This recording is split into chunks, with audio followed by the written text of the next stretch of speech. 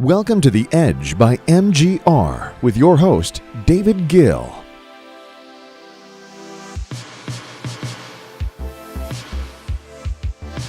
Hello, everybody. Welcome to The Edge podcast. How is everybody doing? I hope you're having a fantastic new year so far. I certainly am. I'm excited to be back. I took a couple weeks off. I took 1 week off, and then we did the mashup recap of the year before that. So kind of like a 1.5 off. But anyways, glad to be back in full force. And by the way, I forgot to mention on the last episode that we are now on Spotify.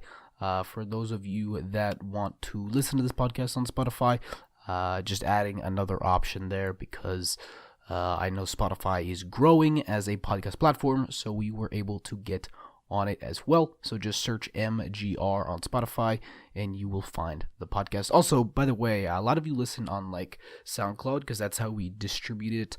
A lot of places online just because SoundCloud works universally on like PC and Android and iOS. But, you know, we're on iTunes, we're on Spotify, we're on obviously SoundCloud, Overcast, Stitcher, Google Play, all those. So whichever is your favorite podcast platform, if you're not currently listening on there, be sure to listen to us on the place that you prefer because we're on pretty much all of them. So anyways, today's episode is going to be about your marketing focus for 2019.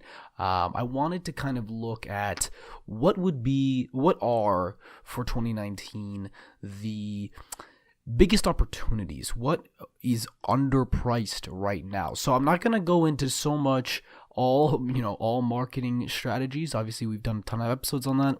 We'll continue to do more episodes into the year, but I wanted to kind of talk about the biggest discrepancy in as far as price to value that you can gain from these platforms, if that makes sense. So how much money you're spending for the amount you're getting back on different platforms. And so I wanted to talk about this for 2019 because I think it's kind of changing a little bit. And I think it's just, it's always good to know where the real opportunities lie out there. So that's what today's episode is all about. My voice is better now. If you've been listening over the past, month or so, I've just been getting killed with allergies. I'm on some new allergy medication now. It's gotten a little better. But, it was bad a few days ago. I'm not going to lie to you. I was like, when you're like, you feel like you're slowly dying, but you're not. Anyways, enough complaining about allergies. We're going to get through it. I'm on some new allergy medication, feeling much better. Nose is much more cleared up, although I'm still slightly congested. But, that's what it's like living in Arizona. Phoenix, for those of you who don't live here, it has horrible allergy season pretty much year long. It's not a seasonal thing here. So anyways, let's get into the podcast. You ain't got no money, I ain't got no time. All these faces looking funny when I'm driving by. So underpriced platform number 1, as always, is Facebook/Instagram. Obviously they're kind of one and the same, but I'm not going to go super in-depth on this right now because we've talked about Facebook and Instagram a lot over the past year, and I'm not going to go into the whole spiel. We have plenty of episodes on that. You could just scroll back in the feed and look at those if you want. But just very briefly, 2019 will still be a good year for Instagram and Facebook. They have extremely accurate targeting and a massive user base while still maintaining low-ish advertising costs. They are slightly going up. Obviously, there's more and more demand, but they're still much cheaper than many other alternatives out there. The debate about how much longer the prices will stay low is a different subject, but I think for 2019 we will see them stay. I can't make any promises that they'll still be low in 2020, so now is the time to capitalize. The talk about Facebook shrinking, by the way, is overstated. I don't understand all these people saying that Facebook is dead. It is absolutely not dead. You can go look at the user data. Yeah, they've lost a few users here and there. I'm not going to lie. Their brand image has gone down a bit. I've talked about that in the past. But as far as the effectiveness of advertising on Facebook, it has not really gone down at all. Not to mention, they also own Instagram, which is where a lot of the people who have left Facebook have gone to, especially the younger generations. And Instagram is growing rapidly in both number of users and usage rates. So more people are using Instagram than ever, and those users are spending more time per day on the app than ever. Needless to say, Facebook, Instagram, it's here to stay. It's a great platform. It's still underpriced for all of the value, both brand equity wise, as far as just building your brand and awareness, and as far as driving sales and revenues. It's incredibly underpriced. It's an amazing opportunity. But like I said, I've talked about it a million times. You can go listen to older podcasts if you want to hear a little more in depth about that. Let's talk about some of these lesser talked about opportunities now. The first being podcasts. And I'm going to talk about two aspects of podcasts. Podcast production, like what we do with this podcast that you're listening to now, creating your own podcast, and then podcast advertising on other people's podcasts. So first, let's talk about podcast production, creating your own podcast. If you sell your own services, this is an absolute must. And here's why. Honestly, if you sell services, and especially if you do doctors, lawyers, obviously a marketing agency like ourselves, any type of service, it's easy to do a podcast because all you have to do is take the advice and information that you're used to giving your patients or your clients or whatever all day and just spew it into a microphone like I do with this show. We aggregate different information, different stuff that we tell clients, and then we just put it on the web, and I spit it into a microphone. I keep saying spit it in. I should probably use a different verb there. But anyways, spew it in, talk it in, whatever you want to say.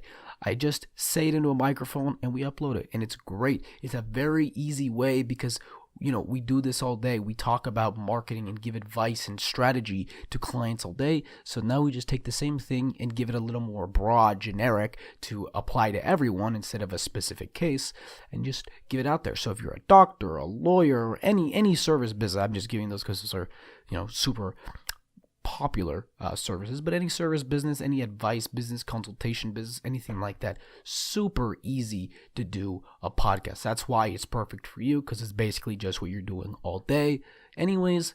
You're just recording it, and it's an easy way to build a reputation for yourself, for your business. You're showing off your expertise and insight that you already have and just showing it to the world.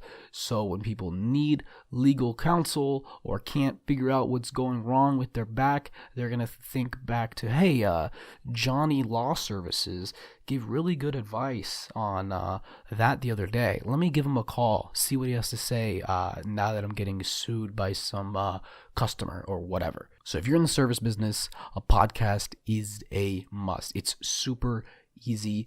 I can't recommend it enough. And it's very, it's not expensive to set up. You just buy a decent microphone, get some recording software. Really, it's a couple $100 investment and you're good to go. Now, on the flip side, podcast advertising, right? Paying podcast hosts to do ad reads for your business. This is really one of the great opportunities that currently exist in the advertising space. We talk about price arbitrage. This is a big one. And here's why. So podcast monetization is hard because unlike if you have a blog or something like that and you want to monetize it and you want to make money from your writing, there's no Google AdSense or any form of for those who don't know, if you create a blog, there's plenty of companies that you can go to and just sign up, and they'll give you banner ad inventory to put on your site so you can start making money when people who read your blog click on those ads. Now, for podcasts, there is no AdSense or marketplace for podcast advertising. Not yet, at least no major ones. I've seen a couple small ones, but nothing really major. So there's no quick and easy way for someone who has a podcast to basically attract in advertisers for their show. So because of this, many of them have empty ad inventory, meaning if they typically run, like if you're a podcaster and you typically run one pre-roll right before the show and then 2 mid-rolls in the middle of the show, kind of spread out, a lot of times one or more of these slots are going to be empty because they can't find enough advertisers to fill them, which means that a lot of times they're going to end up selling that inventory for cheap, because obviously selling an ad spot in your show for a low price is better than having no ad spot, because that means you're making $0 on that podcast. So that's why there's such a underpricing, I should say. And the real opportunity is with mid-level podcasters, the people who get between, say, 5 to about 50,000 downloads per episode. Podcasts that are larger than about 50,000 per episode are able to partner with large ad brokers, and those ad brokers will help them get advertisers. And then also once they get above that kind of 50K threshold, normally that's when you're kind of a little more on the map, a little more on the radar, and advertisers will approach them directly. But ones that are smaller than 50,000 downloads per episode, a lot of times they have a hard time because they're not well known enough to get approached very often, but they still have a large enough audience to where advertising with them can make a lot of sense. So just to give you some real numbers here, some raw data, so you understand, a lot of the bigger podcasts charge, podcasting is all on a CPM basis. Cost per mil, meaning how much money you spend per 1,000 listeners. So typically, more popular, bigger podcasts are going to charge between $30 and $60 per 1,000 listeners. And if you're in the online ad space, that sounds like a lot. And it's a lot compared to other things, but it's because it's really, really effective, because it's almost an endorsement more than an advertisement, because the podcast host, the person who this listener trusts, is reading this ad and is recommending to the person that they buy this product or service or whatever. And so that's why they work so well. Now you can advertise, like I said, so those cost between $30 and $60 CPMs, and those work well too. If you have the budget to go spend, $20,000 buying ad spots on bigger podcasts, it can definitely be worth it. That's obviously, they sell out all their ad inventory for a reason, and they charge those CPMs for a reason, because they get very high conversion rates compared to other advertising opportunities online.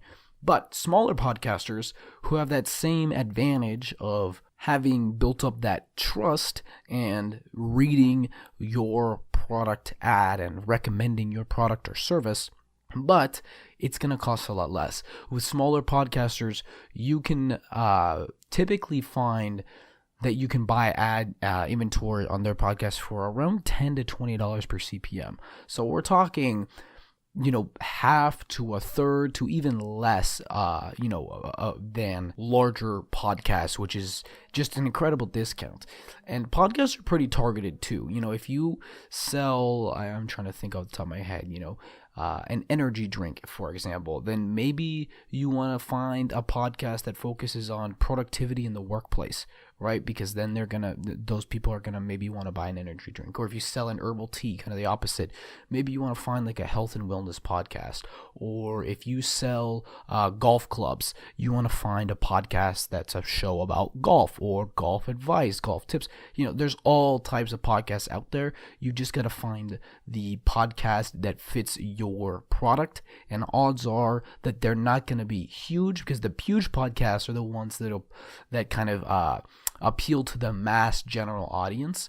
The ones that are smaller often have a little more of a niche audience, but that actually can work even better for you, because you don't care about the masses, you care about people who would be interested in your product or service. That's why podcasts are such an opportunity, especially these smaller podcasts that are still getting, say, 10,000 downloads an episode, so there's 10,000 people who are really, really interested in getting golf advice.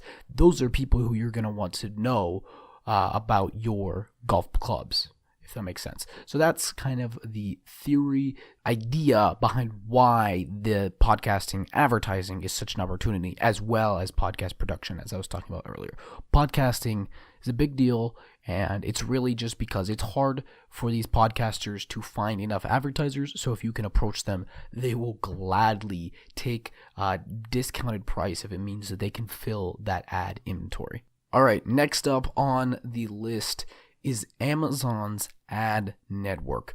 Now, I did a full episode on Amazon's ad network, I think it was back in November, talking about how Amazon is really becoming the third horseman when it comes to digital advertising next to Google and Facebook.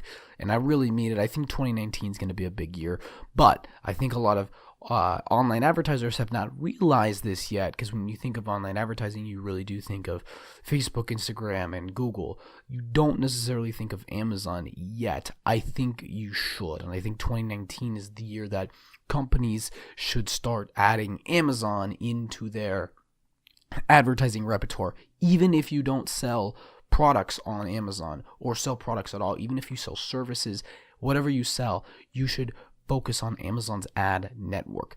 This is why, right? So before, obviously, the only advertising Amazon had was their basically what's called sponsored ads, their pay-per-click, which is just pay-per-click on Amazon.com. So you pay to put your product rankings higher on whatever keywords you're targeting. Very similar to Google, but for Amazon products, people who sell on Amazon.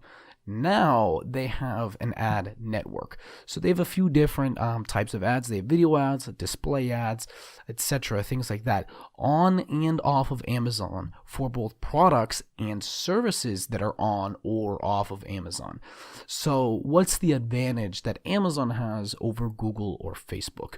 Well, Google and Facebook have their targeting and audience profiles based off of behaviors and interests. So Facebook tries to see what people are interested in, what are they looking, what type of content do they look at, what things do they like, etc.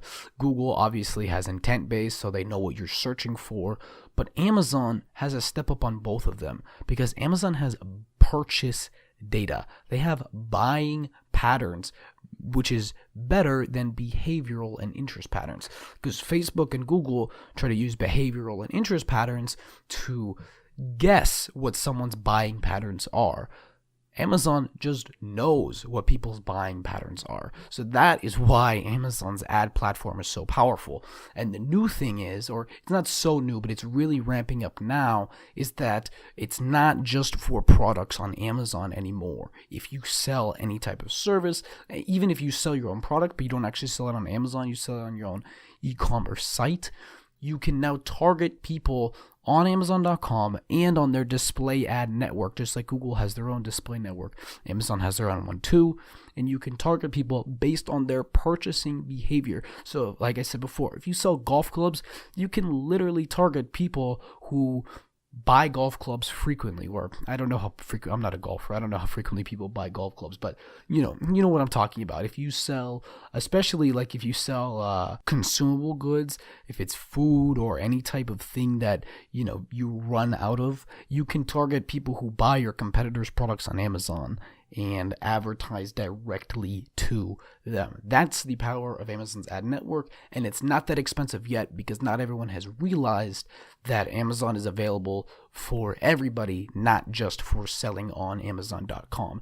Now, how much longer that information will kind of stay hidden, I don't know. It probably doesn't help when podcasters like myself go on and talk about how good of an opportunity it is, but I would recommend that you very much look into advertising through Amazon's ad network very soon because of the opportunity that is there. All right, and the final platform that I want to talk about is, drumroll please, LinkedIn. So LinkedIn is unique in that both its organic and paid advertising works well.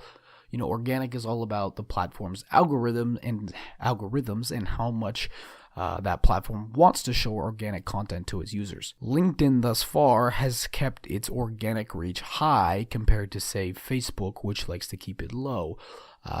So once you're able to capture followers on LinkedIn, you're going to be able to easily and mostly freely show them your content. That's why LinkedIn Organic is still really powerful. And if you match it with their ad platform to try to gain a following, then it can be really powerful. LinkedIn's ad platform also has a really wide opportunity because its advantage is its targeting. If you're selling to B2B customers, you can target by job title, company, industry, etc. Whatever type of person is your ideal B2B customer, they can be targeted through LinkedIn like no other. Facebook has their own B2B product where they try to get people who basically put their job status and information on Facebook too.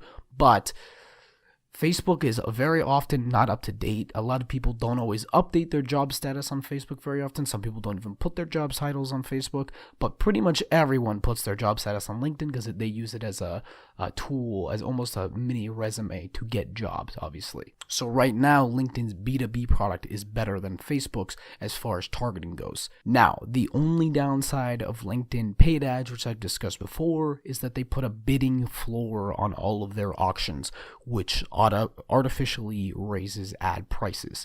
That means you're going to have to do more testing and be more accurate when you're advertising on LinkedIn so that you're not overspending to acquire customers. And by the way, one last thing on LinkedIn that a lot of people don't think about. So obviously, people think of LinkedIn as a B2B platform. If you're selling consumer products, you can use it as a B2B to C platform. So for example, if you want to get your product into, say, Walmart or Target or whatever stores, you can target people whose job status is a buyer at Walmart, buyer at Target, all of those things. You can target those people and serve them with ads for your product and create some type of content that would make them want to put your products on their shelves, or at least be aware of your products when they're looking to add new things, because as you know, retail buyers are supposed to find new products, and a lot of people don't think about it like that, but that's a major opportunity for consumer product companies to use LinkedIn as well, and it can be very, very powerful. And that's just one example. There's lots of ways to go B2B to C through LinkedIn that a lot of people don't think about. You just have to think a little more creatively with your advertising. But LinkedIn is really powerful for getting to business professionals. Well, that's it for today's episode. I hope you guys enjoyed. Hope you got something out of this.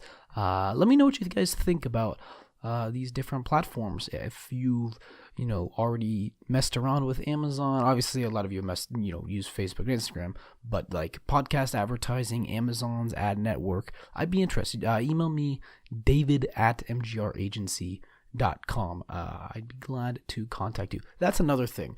If someone out there is feeling entrepreneurial, someone needs to build a better podcast app, because there's with a comment system and recommended algorithms and ways to interact, because there's no way for people to really comment on podcasts and for me to interact with them. I just have to tell people to email me.